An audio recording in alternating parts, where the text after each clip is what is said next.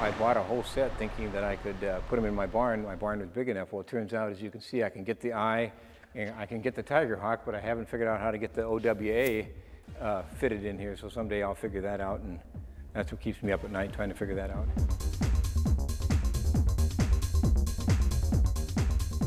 But I've got a lot of one-off type things that no one else has. I've a picture of Herky painted by the 1975 student that played Herky.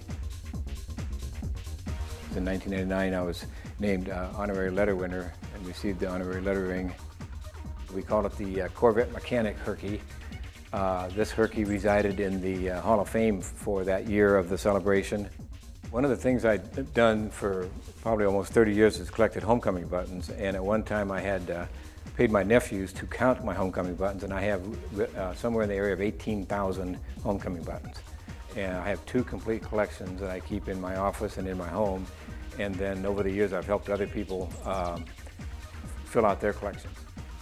I started out with football on the right and basketball on the left, and then I've got my wrestling in another part of the barn, and then I've got my women's athletics in another part of the barn. Been a big fan of Dan Gable. I supplied the crutches for him back when he had his first couple of surgeries while he was still coaching, and so I've got posters and keychains and buttons from his days. This is a 1933 Mercedes replica that I bought from Hayden Fry after he retired. I still have that car. Hayden drove it out and delivered it to me, handed me the keys.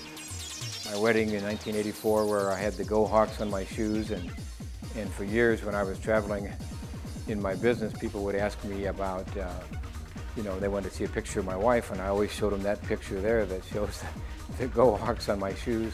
Iowa cheerleaders were there back in the day and greeted us at our reception, and they played the Iowa fight song, and someday they'll probably play it at my funeral, I'm guessing.